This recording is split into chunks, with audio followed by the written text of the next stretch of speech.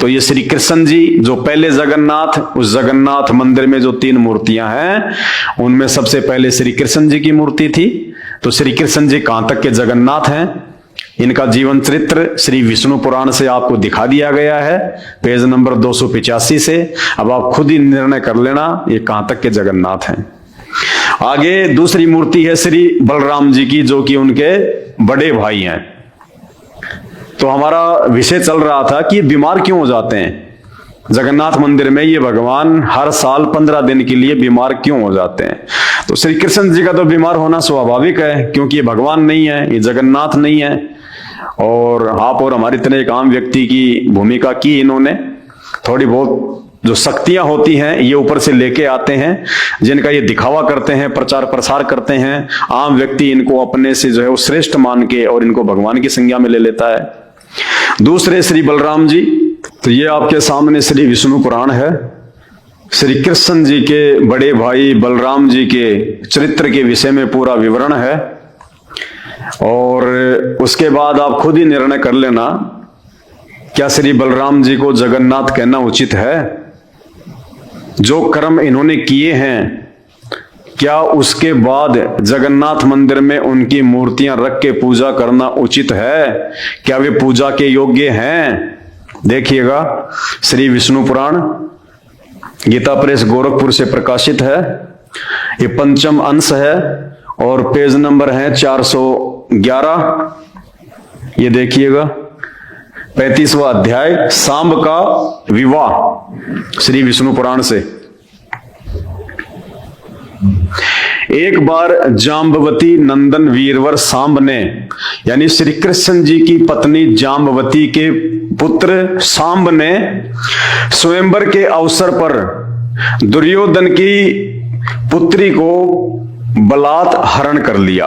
यानी श्री कृष्ण जी के बेटे सांब ने दुर्योधन की बेटी का स्वयंवर रचा जा रहा था, तो श्री कृष्ण जी के पुत्र सांब ने दुर्योधन की बेटी का जबरदस्ती अपहरण कर लिया। तब महावीर, कर्ण, दुर्योधन, भीष्म और द्रोणाचार्य आदि ने क्रुद्ध होकर उसे युद्ध में हराकर बांध लिया। यह समाचार पाकर कृष्णचंद्र यानी श्री कृष्ण जी आदि समस्त यादवों ने दुर्योधन आदि पर क्रुद्ध होकर उन्हें मारने के लिए तैयारी कर ली।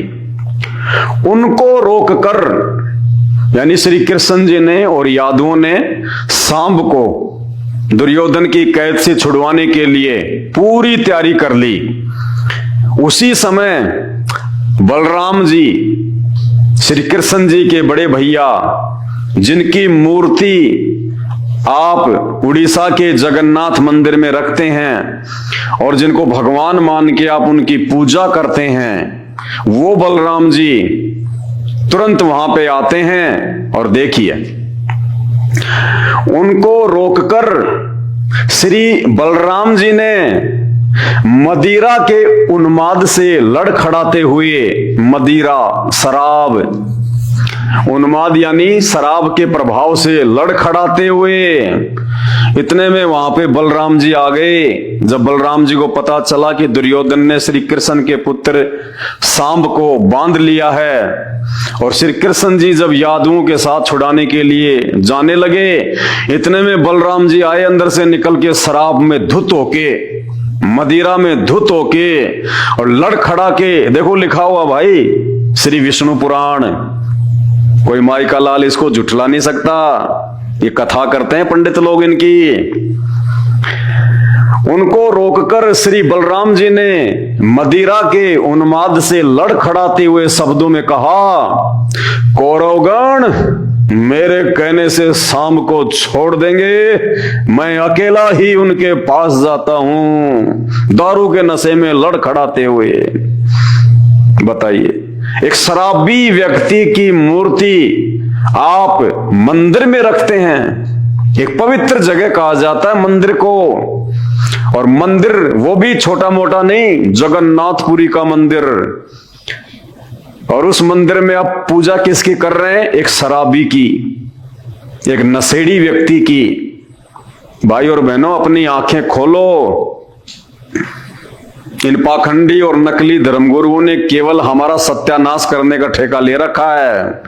ये तत्व ज्ञान बिना उस तत्वदर्शी संत की रजा के, उसकी मेहर के समझ में नहीं आ सकता। ये काय के जगन्नाथ हैं, ये जगन्नाथ हैं, शराब के नशे में धुत। भाई ये राजा थे, और राजा सारे उल्टे कुकर्म करते हैं। इन्होंने भी वही किया अपने जीवन काल में। इन्होंने सिवाय शराब और कबाब के, लड़ाई झगड़ों के, मार पीट के, इन्होंने कुछ नहीं किया। कोई धर्म का काम नहीं किया। ये एक राजा के लड़के थे, खुद फिर राजा बन गए श्री कृष्ण और बलराम, और इन्होंने वो किए जो राजाओं के लड़के किया करते हैं। और आज इनकी हम मंदिरों में मूर्तियां रख के पूज रहे हैं। शर्म आनी चाहिए, शर्म। क्यों? क्योंकि अभी तक हमें जगन्नाथ की पहचान ही नहीं है, हमें उस एक परमात्मा की पहचान ही नहीं है। और उस परमात्मा की पहचान तत्वदर्शी संत के सत्संग सुने बिना नहीं हो सकती। और ऐसे ही आप नशेड़ियों की पूजा करते रहोगे, और क्या मिलेगा आपको फिर उनकी पूजा से? दुख, तकलीफ, अकाल मौत। और घर घर में यही हाल है। हम सभी देवी देवताओं की पूजा करते हैं, फिर भी दुखी। हॉस्पिटल भरे पड़े हैं, जादू तंत्र टोने टोटके वालों के पास में भीड़ लगी रहती है, भूत प्रेत निकलवाने वालों के पास में भीड़ लगी रहती है। अरे क्यों? आप तो भक्ति कर रहे हो, मंदिरों में भी जाते हो, भेंट भी चढ़ाते हो, फिर क्यों तकलीफ आ रही है, क्यों दुख आ रहे हैं? भगवान की भक्ति से तो सुख मिलता है, दुख तो नकली जगन्नाथों की भक्ति से मिलता है जो आपको मिल रहा है। तो ये आपकी आंखों के सामने श्री विष्णु पुराण, और कमाल कर दिया आपने। एक नशेड़ी की मूर्ति को, एक शराबी की मूर्ति आप जगन्नाथ के मंदिर में रख के आप उसको भगवान मान के पूज रहे हैं। ये हमारी बुद्धिहीनता का परिचायक है। क्यों? क्योंकि नकली और पाखंडी धर्मगुरुओं ने हमारे इन धर्म शास्त्रों में लिखी हुई सच्चाई से दूर रखा। उस तत्व ज्ञान के अभाव में ना तो ये धर्मगुरु समझ पाए इन शास्त्रों की सच्चाई को, और जब ये खुद ही नहीं समझ पाए तो आप और हमें ये कहां से विद्वान बना देते। भाई और बहनों, आंखें खोलो। ना श्री कृष्ण जी जगन्नाथ हैं और ना उनके भाई बलराम जगन्नाथ हैं।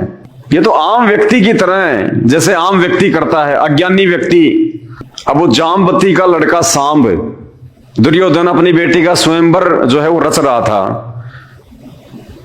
अब लड़की ने किसी और को पसंद कर लिया तो उसकी अपनी मर्जी, लेकिन श्री कृष्ण जी का लड़का अपने आप को राजा का लड़का समझ के और जबरदस्ती दुर्योधन की बेटी का हरण कर रहा है। ये एक सभ्य इंसान के लक्षण है क्या? ये तो छीना झपटी में आता है, ये तो सीना जोरी में आता है। लड़की की मर्जी, वो किसको पसंद करे और किसको पसंद नहीं करे। लेकिन सांब की भी क्या गलती है जब उसके बाप ने ही ऐसा किया था। जब श्री कृष्ण जी ने खुद रुक्मणी का हरण कर लिया, जो सनातन की मर्यादाओं के विपरीत था, तो बेटा तो वही करेगा जो बाप ने किया। तो श्री कृष्ण जी ने रुक्मणी का हरण कर लिया था, और श्री कृष्ण जी के पुत्र सांब ने दुर्योधन की बेटी का अपहरण करने का प्रयास किया, तो दुर्योधन ने बांध के जेल में डाल दिया। श्री कृष्ण जी को पता चला तो मरने मारने के लिए सेना लेके, बताओ ये भगवानों के लक्षण हैं। उल्टा अपने बेटे को समझाना चाहिए था कि नालायक, तूने ऐसा काम क्यों किया, तूने उनके साथ में जबरदस्ती क्यों की, क्या तुझे शोभा देता ये? अपने पुत्र को उसके कुकर्म के लिए धमकाने के बजाय और अपने ही पुत्र का यानी अधर्म का वो पक्ष ले रहे हैं। ये भगवान है, ये जगन्नाथ हैं। और ऊपर से वो बलराम जी उनको कह रहा तुम सब यहीं रुक जाओ, मैं अकेला ही जाके ले आऊंगा। बताओ, नशे में दुत, और जगन्नाथ के मंदिर में आप उनकी मूर्ति रख के और भगवान मान के पूज रहे हो। इसीलिए तो हम गधे कुत्ते सूअर बन रहे हैं मरने के बाद में, क्योंकि हमें जगन्नाथ का नहीं पता जगन्नाथ कौन है। देखिए एक बार जाम्बवती नंदन वीरवर सांब ने स्वयंवर के अवसर पर दुर्योधन की पुत्री को बलात्कार कर लिया।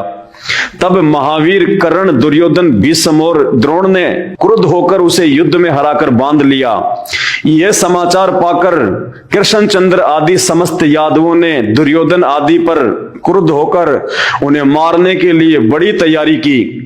उनको रोककर श्री बलराम जी ने मदिरा के उन्माद से लड़खड़ाते हुए शब्दों में कहा, कौरवगण मेरे कहने से सांब को छोड़ देंगे, अतः मैं अकेला ही उनके पास जाता हूं। ये है इनका चरित्र, आम व्यक्ति से नीचे गिरा हुआ इनका चरित्र, जिनको आप भगवान मानते हैं। तो भाइयों, कैसे मोक्ष की प्राप्ति हो जाती? तभी तो आज ये दुनिया भर में इंसानों से ज्यादा जानवरों की संख्या है, क्योंकि जो व्यक्ति मानव शरीर प्राप्त करके एक पूर्ण परमात्मा असली जगन्नाथ की भक्ति नहीं करता, तत्वदर्शी संत को अपना गुरु धारण करके, वो फिर 84 लाख योनियों में भटकता रहता है जन्म जन्मांतर। इसलिए आज से पहले हमारे पूर्वज जो ब्रह्मा विष्णु महेश 33 करोड़ देवी देवताओं की भक्ति करते थे, मरने के बाद में वो सब 84 लाख योनियों में भटक रहे हैं। आज सुअवसर प्राप्त है, आज वो जगन्नाथ धरती पे प्रकट है, जिसको हम जगन्नाथ कह सकते हैं। ये है वो जगन्नाथ, संत रामपाल जी भगवान, पूर्ण परमात्मा, जिन्होंने वो जगन्नाथ का मंदिर बनवाया था। अभी तक आपको पूरी हिस्ट्री का भी नहीं पता है, उड़ीसा के पुरी में जगन्नाथ मंदिर की स्थापना कैसे हुई थी। अरे वहां के राजा इंद्रदमन ने तो 5 बार मंदिर बनवाया था, 5 बार। और जैसे ही मंदिर बन के तैयार होता, समुद्र आके मंदिर को ढहा जाता अपने पानी के वेग से। अगर श्री कृष्ण जी अगर जगन्नाथ थे, परमात्मा थे, समर्थ थे, तो क्यों मंदिर को टूटने दे रहे थे? राजा इंद्रदमन तो श्री कृष्ण जी का मंदिर बनवा रहा था, तो श्री कृष्ण जी अपने ही मंदिर की सुरक्षा नहीं कर पाए, और 5 बार राजा इंद्रदमन ने मंदिर बनवाया और वो समुद्र उसे तोड़ डालता। अंत में वो कबीर परमात्मा, सारी सृष्टि का रचनहार, वो जगन्नाथ, जिसने ब्रह्मा विष्णु महेश के बाप को, शैतान को, उस काल को वचन दिया था। काल ने परमात्मा से वरदान मांगा था कि परमात्मा द्वापर युग में मेरा पुत्र विष्णु श्री कृष्ण अवतार में धरती पे जाएगा, और उसके मरने के बाद में उड़ीसा में उसके नाम से एक जगन्नाथपुरी का मंदिर बनेगा, और समुद्र उस मंदिर को नहीं बनने देगा, वो प्रतिशोध लेगा समुद्र। किस बात का? कि जब वो मेरा बेटा कृष्ण त्रेता युग में रामचंद्र रूप में गया था और 14 साल का उसको वनवास हुआ, रावण उसकी पत्नी का हरण कर ले गया। अपनी पत्नी को वापस लाने के लिए, समुद्र पार करने के लिए उसने 3 दिन तक समुद्र से याचना की थी कि मुझे रास्ता दे दो, लेकिन समुद्र टस से मस नहीं हुआ। तब श्री रामचंद्र जी ने अपना अग्नि बाण निकाला और उस समुद्र को गालियां दी, नीच और गुलाम कहा। उसके बाद वो समुद्र एक ब्राह्मण के रूप में प्रकट हुआ और उसने कहा कि आपकी सेना में नल और नील नाम के 2 व्यक्ति हैं, उनके हाथ में उनके गुरुदेव के द्वारा दी गई एक ऐसी शक्ति है, उनके हाथ से कोई भी वस्तु पानी में नहीं डूबती। इतना कहकर समुद्र अंतर्ध्यान हो गया। उस बात का प्रतिशोध जो श्री रामचंद्र जी ने समुद्र को गालियां दी थी जब उसने रास्ता नहीं दिया था, वो समुद्र उन गालियों का प्रतिशोध लेगा और वो फिर द्वापर में उड़ीसा में वो जगन्नाथ का मंदिर नहीं बनने देगा, बार बार उसको वो नष्ट कर देगा। तो हे परमात्मा, आप द्वापर में जगन्नाथपुरी का वो मंदिर बनवाने में सहयोग करना।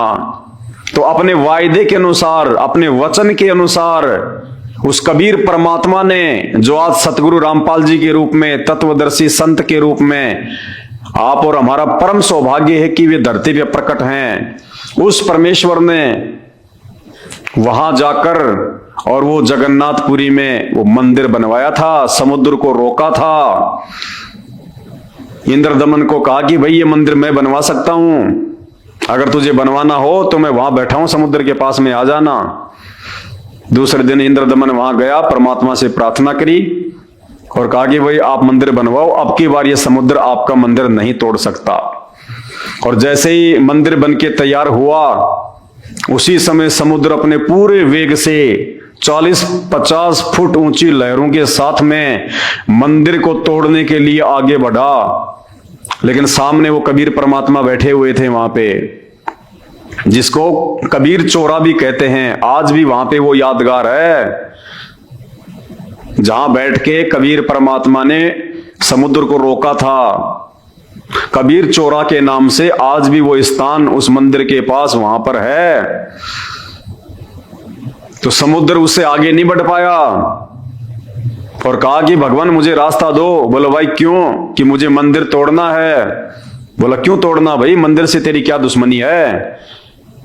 बोला इसने मुझे त्रेता युग में जब ये राम रूप में आया था, विष्णु का अवतार, तो इसने मुझे गालियां दी थी, भला बुरा कहा था, मैं उसका प्रतिशोध लूंगा। तब परमात्मा ने कहा था कि भाई आप इस मंदिर को नहीं तोड़ पाओगे। बोला मुझे तोड़ना है। तो बोला तोड़ ले जाके, फिर मुझसे क्या पूछ रहा है? बोला आपकी शक्ति से मैं आगे तो नहीं बढ़ पा रहा। तो बोला तू मंदिर नहीं तोड़ पाएगा। तो बोला महाराज कोई तो उपाय बताओ अपनी बेइज्जती का बदला लेने का। तब उस कबीर परमात्मा ने कहा था कि आप इस मंदिर को तो तोड़ नहीं पाओगे, लेकिन अगर आपको बदला ही लेना है तो श्री कृष्ण जी की जो द्वारिका है उसको जाके डुबो दो पानी में पूरी, लेकिन थोड़ी बहुत छोड़ देना, ताकि आने वाले समय में ये सबूत रह जाए कि हाँ यहाँ पे कोई द्वारिका थी, वरना लोग विश्वास ही नहीं करेंगे। उसके बाद में समुद्र ने उस द्वारिका को डुबोया था। तो भाई और बहनों, इस कहानी को पूरी सुनने के लिए, इस यथार्थ सच्चाई को पूरी जानने के लिए आप YouTube पे सर्च करें संत रामपाल जी महाराज के सत्संग, सृष्टि रचना को सर्च करें। उस सृष्टि रचना में आपको इन सारी बातों का पता चलेगा कि वास्तव में असली जगन्नाथ कौन है। और असली जगन्नाथ आज ये संत रामपाल जी भगवान हैं, जिनके ऊपर किसी देव महादेव की नहीं चलती। इन्होंने ही पूरे ब्रह्मांडों को रचा है, पूरी सृष्टि को रचा है। और आज ये एक तत्वदर्शी संत की भूमिका में आप और हम सब के समक्ष प्रकट हैं। वो अद्वितीय आध्यात्मिक ज्ञान देने के लिए, जिस ज्ञान के लिए ये आत्मा युगों युगों से भटक रही है, जिस ज्ञान के अभाव में हम इन नकली भगवानों को जगन्नाथ मान के पूज रहे हैं, जिस ज्ञान के अभाव में हम जन्म और मरण के चक्कर में पड़े हुए हैं, 84 लाख योनियों में जाते हैं, दुख उठा रहे हैं। तो आज इस जगन्नाथ भगवान को पहचानो, और इनकी पहचान इनके सत्संग सुनने से होगी, इनके विचारों से होगी। देखिए, यदि आप श्री कृष्ण जी या श्री राम जी के विषय में नहीं पढ़ते, नहीं सुनते, उनकी ये लीलाएं नहीं पढ़ते, तो आज आपको कैसे पता चलता कि ये भगवान थे, ये विष्णु के अवतार थे? हमने सुना लाखों बार, हजारों बार हमने पढ़ा, तब जाके हमारे अंदर ये बातें समाई। तो ऐसे ही जब तक आप संत रामपाल जी के सत्संग नहीं सुनेंगे, आप उनके विचारों से परिचित नहीं होंगे, तब तक आप किसी भी धर्म के किसी भी धर्म ग्रंथ को और उन धर्म ग्रंथों में लिखी हुई इन बातों को समझ ही नहीं पाएंगे, आप निष्कर्ष निकाल ही नहीं पाएंगे। इन शास्त्रों को पढ़ते हुए हजारों साल हो गए हमारे धर्म गुरुओं को, आज तक ये हमारे को इन शास्त्रों से, 33 करोड़ देवी देवताओं से, ब्रह्मा विष्णु महेश से एक भगवान निकाल के नहीं दे पाए कि इन सबसे ऊपर एक परमात्मा कौन है, वो असल में जगन्नाथ कौन है, जिसकी सत्ता सबके ऊपर है, जिसकी प्रभुता सबके ऊपर है। और उस जगन्नाथ की यदि हम शरण में आ जाएं तो हमारा बेड़ा पार हो सकता है, हमारा जन्म मरण का ये असाध्य रोग समाप्त हो सकता है। हम 84 लाख योनियों में पशु पक्षी ना बनकर सदा के लिए उस परमेश्वर के लोक में जाके शाश्वत सुख प्राप्त कर सकते हैं, जहां जाने के बाद में ना कभी मृत्यु होती है, ना कभी बुढ़ापा आता है, ना कभी शरीर में कोई रोग होता है, क्योंकि बॉडी ऐसी रहेगी, लेकिन ये 5 तत्व का शरीर नहीं होगा, हार्ड मास का नहीं होगा, नूरी तत्व का शरीर मिलेगा वहां पे। तो भाई और बहनों, प्रार्थना है, विनती है, परमात्मा धरती पे आए हुए हैं, आप मानो या ना मानो, कोई भी महापुरुष जब इस धरती पे आता है, आप श्री रामचंद्र जी को ही ले लीजिए जो कि विष्णु के अवतार थे, किसने उस समय उनको भगवान माना? किसी ने नहीं माना। उनके परिवार ने भी उनको श्री विष्णु का अवतार नहीं माना। ऐसे ही द्वापर में श्री कृष्ण जी आए थे, उनके खुद के परिवार ने, रिश्तेदारों ने भी उनको श्री कृष्ण नहीं माना, उनको अवतार नहीं माना। उनके साथ में लड़ते रहे, झगड़ते रहे आजीवन। बेचारे को मथुरा छोड़ के द्वारिका जाना पड़ा लड़ाई झगड़ों से तंग आकर। और आज उनके शरीर छोड़ने के बाद में हजारों लाखों वर्ष बाद आज उनको भगवान मान के उनके मंदिर बना रहे हैं, उनकी मूर्तियां लगा रहे हैं। आज हमें क्या लाभ देंगे? वो मूर्ति हमें क्या लाभ देगी? वो बेजान मूर्ति, वो मुर्दा, ना बोल सकती, ना सुन सकती, ना चल सकती, आज क्या फायदा देगी वो मूर्ति हमें? अरे डॉक्टर के मरने के बाद उसकी मूर्ति हॉस्पिटल में लगा दी जाए, क्या कोई रोगी उस मूर्ति से अपना इलाज करवा सकता है? नहीं करवा सकता। वो तो जब डॉक्टर जीवित था वो ही उपचार कर सकता था। तो जिस समय ये राम श्री कृष्ण जी थे और जितनी इनके पास में शक्ति थी, पावर थी, जितना ये लोगों का भला कर सकते थे, उतना भला भी ये उसी समय कर सकते थे, आज नहीं कर सकते। तो भाई और बहनों, आंखें खोलो, परमात्मा धरती पे है। मेरा मकसद केवल आपको संत रामपाल जी के सत्संग सुनने के लिए प्रेरित करना है। आप एक बार उनके सत्संग सुने, आपको खुद ब खुद ये महसूस हो जाएगा कि हाँ, ये कोई परम शक्ति है। और जब आप ध्यान से सत्संग सुनेंगे फिर तो सब कुछ पता चल जाएगा कि धरती पे एकमात्र जगन्नाथ संत रामपाल जी भगवान है। और आने वाले समय में तो सबको पता चलेगा, पूरी दुनिया को पता चलेगा, पूरा ब्रह्मांड संत रामपाल जी की समर्थता को देखेगा। क्योंकि आने वाला समय बहुत भयंकर है, विनाशकारी है, प्राकृतिक उथल पुथल का समय है, महामारियों का समय है। उस समय आम व्यक्ति दौड़ेगा कि कौन है वो परमात्मा, कौन है वो भगवान जो मुझे इस विपत्ति से बाहर निकाल दे। उस समय आपके ये पत्थरों के देव महादेव भी फैल हो जाएंगे। उस समय संत रामपाल जी एकमात्र शेष बचेंगे दुनिया में। और दुनिया दौड़ दौड़ के इनके कदमों में आएगी, दौड़ दौड़ के। 2028 तक का खेल है ये, 2028 तक का। तो भाई और बहनों, समझदार वो है जो समय रहते उनका ज्ञान समझ के उनकी शरण में आ जाए। अरे ठोकर लगने के बाद तो पूरी दुनिया ही संभल जाती है। समझदार वो है जो दूसरों की ठोकर से समझ जाए। तो इन भगवानों का जीवन चरित्र आपको इन्हीं के ग्रंथों से, श्रीमद् देवी भागवत से, श्री विष्णु पुराण से आपको दिखा दिया गया है। श्री कृष्ण जी कहां तक जगन्नाथ हैं, जो एक पुत्र प्राप्ति के लिए शंकर जी के आगे हाथ फैला रहे हैं, तपस्या कर रहे हैं, विनती कर रहे हैं। एक गांधारी, एक आम स्त्री के श्राप के कारण श्री कृष्ण जी का पूरा परिवार नष्ट हो गया, यादव कुल नष्ट हो गया। वो अपने परिवार को नहीं बचा पाए। महाभारत के युद्ध के दौरान श्री कृष्ण जी का सगा भांजा अभिमन्यु मृत्यु को प्राप्त हो गया। उनकी बहन सुभद्रा रो रही थी, चीख रही थी, चिल्ला रही थी। श्री कृष्ण जी अपने सगे भांजे को जीवित नहीं कर पाए। उसी सुभद्रा की फोटो बीच में जगन्नाथपुरी मंदिर में लगा रखी है मूर्ति। वो सुभद्रा जो अपने खुद के पुत्र की प्राप्ति के लिए श्री कृष्ण के आगे हाथ जोड़ रही थी और श्री कृष्ण जी भी नहीं बचा पाए। तो श्री बलराम जी, श्री कृष्ण जी और उनकी बहन सुभद्रा ये पूजा के योग्य नहीं है। ये कोई जगन्नाथ नहीं है। ये तो जगन्नाथ के पैरों की धूल के बराबर भी नहीं है। असली जगन्नाथ संत रामपाल जी भगवान है। समय रहते इनके सत्संग सुनना शुरू कर दो, अपना आत्म कल्याण करवा लो, वरना कल को मजबूरन दुखी होके, परेशान होके, नाक रगड़ के आना पड़ेगा। आज के वीडियो में केवल इतना ही। फिर परमात्मा प्रेरणा करेंगे, समय समय पर आपके लिए सत्य आध्यात्मिक जानकारी लेके आते रहेंगे। बंदी छोड़ सतगुरु रामपाल जी भगवान की जय हो।